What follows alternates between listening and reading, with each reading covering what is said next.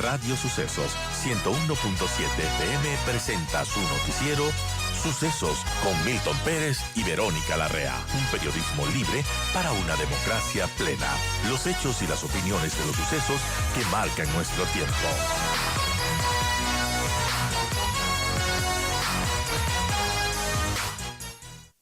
Porque mucha gente piensa que con la votación del sábado ya está en marcha el proceso de juicio político, y esto no es necesariamente así. Lo que se aprobó es el informe de la comisión, y esto queda ahí. Tiene que haber un pedido de 46 firmas al menos para pedir al CAL, valga la redundancia, el enjuiciamiento político. Es así. Buen día.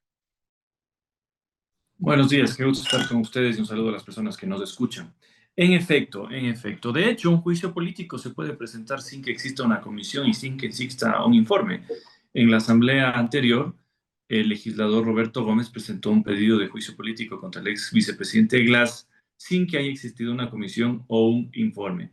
En tal virtud, lo que se dio el sábado fue, por supuesto, una confirmación política de la preocupación que existe en este caso, pero no constituye juicio político porque el mismo tiene que escribirse, recogerse las firmas, presentarse y pasar dos filtros, el del Consejo de Administración de la Legislatura, que es un filtro menos riguroso, digamos, meramente formal, y por supuesto el de la Corte Constitucional, que si bien también es formal, va a requerir necesariamente un examen pequeño de fondo, porque la Corte tiene que evaluar si, por supuesto, ciertas conductas se adecúan a los delitos que se acusan. Entonces, eso es lo que tendría que venir si viene, y hasta el momento no hay juicio político.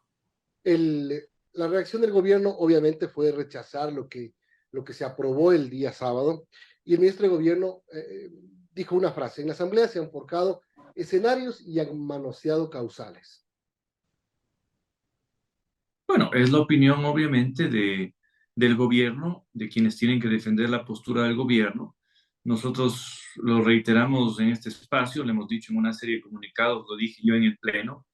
Nosotros creemos que existen méritos para un posible enjuiciamiento por la causal 2 del 129 en un grado de comisión por omisión. Al enterarse que se cometían estos delitos, no hay prueba cierta ni directa contra el presidente de la República, eso es muy claro. Y por último, si eso se presenta con base en esa argumentación, depende ya de la Corte Constitucional admitir o no, entendiendo además que la Corte no requiere solo mayoría, requiere mayoría calificada, es decir, 6 de 9 jueces tienen que votar a favor de la admisibilidad para que este proceso pase a la Asamblea, se lleve a cabo en la Comisión de Fiscalización y vuelva al Pleno para una votación. Todavía son varios pasos, algunos, no sé si semanas, diría yo, hasta ver qué pasa en este caso. Asambleísta, buenos días. Y bueno, usted particularmente, ¿qué expectativa tiene respecto a lo que decida la Corte Constitucional? Porque aquí, hablando en estos micrófonos con algunos abogados constitucionalistas, pues coinciden en que en realidad no hay un buen sustento para dar paso a un juicio político. Bueno, todavía no existe una acusación, es que no hay ni siquiera una acusación sobre la cual pensar qué puede decir o no la Corte.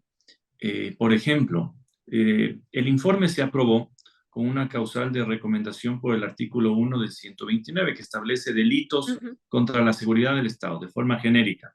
Recuerden ustedes, y nosotros dijimos públicamente que como Banca Social Cristiana no estábamos de acuerdo en el tema de traición a la patria.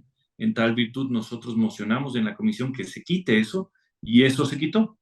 Ahora bien, en un juicio político no basta solo la causal general, decir, por ejemplo, se han cometido delitos contra la seguridad del Estado. Se tiene que precisar el delito. Y por eso, como le digo, cuando exista una acusación formal, si existe, además hay un solo grupo político en la Asamblea que lo puede hacer por sí solo, que es el correísmo, porque son los únicos que tienen 46 firmas de las requeridas. Ninguna otra bancada puede hacerlo. Pero cuando eso exista, habrá que ver qué pasa en la Corte. Eso sí, hay que ser muy respetuosos de la Corte, porque escuché también algunas declaraciones diciendo que si la Corte no da paso, tumbamos a la Corte. No, pues hay que ser bastante serios, hay que respetar la institucionalidad. Ese dictamen es definitivo, por supuesto, pero habrá que ver ya, cuando exista un documento, cuando se presente este documento, qué decisión podría tomar la Corte, que sin duda va a estar envuelta en un debate jurídico muy interesante, Por ejemplo, el tema de la comisión por omisión. Y hay un sector que dice que eso no se puede cometer en delitos contra la eficiencia de la administración pública como peculado, cohecho y concusión. Otros dicen que sí. Otros dicen que no hace falta que sea de forma directa o indirecta porque es una acusación política y en eso tienen razón, es una acusación política, pero habrá que ver qué pasa ya en el momento que eso llegue a la Corte. Ahora, yo no he escuchado decir, bueno, usted dice que hay algunos que tumbemos a la Corte si es que la Corte no nos da paso. Claro, primero hay que ver si es que llega a la Corte, porque como usted dice, no se ha presentado nada todavía, no hay una acusación. Lo que sí he escuchado decir es que si es que falla este tema del juicio político al presidente Lazo, se podía pensar en el 145 de la Constitución, es decir, la incapacidad mental del presidente. También permítame precisar eso. Si bien el tema de la incapacidad física y mental está presente en la Constitución, no es un escenario que no existe constitucionalmente, este existe. La redacción del artículo está claramente establecida, quienes redactaron esta Constitución en el 2008, para que no se dé un escenario como el que se dio con el expresidente Bucaram, es decir, que la Asamblea decida y tome la decisión. Y yo más bien veo el artículo 145, por ejemplo, por un caso mucho más fuerte. Supongamos que el presidente de la República, Dios no quiera, sufre un derrame cerebral. En tal virtud está aprobada su incapacidad física y mental, y ahí ese es el artículo que se activa para que haya una sucesión vicepresidencial, porque no puede haber ni abandono de cargo ni renuncia, sino una incapacidad clara. No estamos hablando realmente, en este caso, de ese escenario. Por eso yo al menos lo descarto, será la opinión de alguno que otro asambleísta, pero no de la bancada, no mía. Y más bien, en el caso, digamos, que una acusación no prospere en la Corte Constitucional y haya la tesis de que políticamente este gobierno es inviable, hay otros escenarios, la revocatoria del mandato, que ya se ha reactivado, incluso que tiene un juez, y son los escenarios, ¿no? Tampoco es que aquí uno va a romper la institucional. ¿Qué sí es lo preocupante, le digo? ¿Qué sí es lo preocupante en lo político? Que un gobierno que tiene 9% de credibilidad, vea usted, para que vea qué bajos son esos números, tiene que comparar con los de la Asamblea. Los de la Asamblea no son mejores, pero son más altos. 11% de credibilidad tiene la Asamblea. Y la popularidad del presidente está en el 12%. La Asamblea tiene 14%. ¿Qué significa todo eso? Que en una crisis institucionalidad puede haber, y eso es lo que nadie quiere, un detonante que prenda la mecha de la protesta, no indígena siquiera, social, y que un gobierno que tiene esos números se vea envuelto en una situación que sea dolorosa, violenta y con una institucionalidad poco clara, porque en esos escenarios de rompimiento total no es que está claro que en la Constitución se va el uno y sube el otro y pasa esto, no, no, no, se puede generar tal vacío que le cueste mucho al país. Así que sí existe esa preocupación y ojalá no se dé, pero está latente por los números tan malos del gobierno. Ahora, volvamos al 129, asambleísta, porque cuando el Partido Social Cristiano saca un comunicado dando su punto de vista respecto a este procedimiento que está llevándose a cabo, ustedes dicen no estamos de acuerdo por el punto número 1, por el literal 1, que es por delitos contra la seguridad del Estado. Estamos de acuerdo en el literal 2, por delitos de concusión, cohecho, peculado o enriquecimiento ilícito. Así Se quitó lo de traición a la patria porque no consta en la Constitución, aunque habla de delitos contra la seguridad del Estado. Y así se aprobó el día sábado. Bueno, se quitó, a ver, había una propuesta de un cierto sector de incluir la causal 1 mencionando el tema del delito a la patria. De hecho, sí estuvo el borrador que conoció la comisión. Pero hay una discusión jurídica también sobre si el capítulo del COIP que establece delitos contra la seguridad interna del Estado, dice el COIP, en donde está precisamente el delito de traición a la patria con una serie de numerales, ¿se aplica o no para esta situación? Yo, al menos en lo personal y en lo político, creo que no. Son delitos previstos para un conflicto armado, más allá de que exista una teoría muy respetable de que el país está en un conflicto con las mafias, puede ser respetable, pero creo que jurídicamente la precisión del delito de traición a la patria exclusivamente se refiere a un delito armado. Así que les alertamos a los miembros de la comisión que esto iba a ser sin duda motivo de burla nacional, fue motivo de burla, y al final se ha aprobado una causal genérica que, como le digo, no constituye el precedente de un juicio, habrá que hacer un documento, los que quieran hacer, precisar los delitos, y en tal virtud ver cuál sea el pronunciamiento de la Corte. En donde nosotros sí encontramos méritos, y eso sí déjenme aclarar, es en la causal 2 del 129. Y unos dirán, ¿pero por qué? ¿Cuáles son las pruebas? Para nosotros existen una serie de pruebas, pero dos muy importantes, que las preciso brevemente. La primera, la declaración de un asambleísta oficialista que se corrobora además con la bitácora de entrada a Carondelet, de que a pocos meses de haberse sentado el gobierno en Carondelet, ya se enteraron de que existía una investigación muy contundente del círculo más íntimo del poder, de los amigos más íntimos del poder, con amistades mafiosas, con amistades irregulares que tenían relación con la presencia de funcionarios en las empresas públicas. Y unos dirán, ¿dónde está el delito en saber eso? Si era una investigación, ¿cómo se puede aquí denunciar a lo que estaba en una investigación reservada? No se trata de eso. Se trata de que desde que ese mes no se hizo nada para que estos funcionarios salgan de las empresas públicas, no se hizo nada para cerrar el círculo y evitar que estas personas sigan entrando incluso a Carondelet, al círculo más íntimo del poder. Absolutamente nada.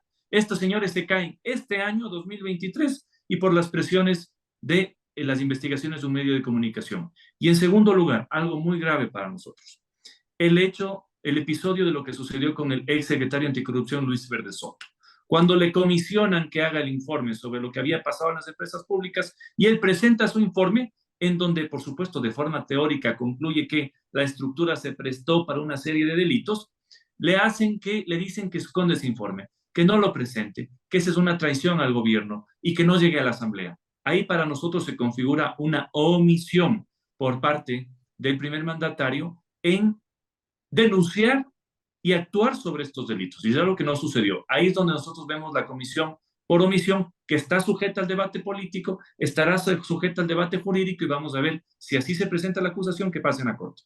Bueno, sobre el tema de la Secretaría Anticorrupción, Verde Soto nunca dijo que el presidente le había pedido que esconda ese informe. Dijo que alguien de la mesa donde estaba le había sugerido que no lo haga público. No, el señor Verde Soto en el testimonio que da a la Asamblea dice que es el presidente de la República el que le dice que ese informe está mal hecho y que eso no debe ver la luz. Él dice en el testimonio de la Asamblea. En el testimonio de la Asamblea. Son las 8:59, estamos conversando con Esteban Torres como asambleísta del Partido Social Cristiano. Asambleísta, una pregunta final y bueno, ¿usted qué opinión le merece de esta opción que tiene aún el presidente de la República de aplicar la muerte cruzada? Bueno, siempre esa opción está en la mesa de la teoría. En la práctica me preocupa mucho que esa sea la solución más drástica y sangrienta para el país. ¿A qué me refiero? Una eventual aplicación de la muerte cruzada, sin una causal establecida en la Constitución, más allá de que no requiere esto un dictamen previo, me refiero a que no tiene que la Corte pronunciarse sobre si la Asamblea se ha arrogado funciones o más cosas, sino que es decreto, firma y presentación, puede llevarnos lamentablemente a un escenario a lo Pedro Castillo en Perú. ¿Por qué? Porque el Ecuador, con su institucionalidad, con su tradición política y democrática muy frágil, no va jamás a tolerar que un presidente se quede sin asamblea gobernando hasta llamar a elecciones.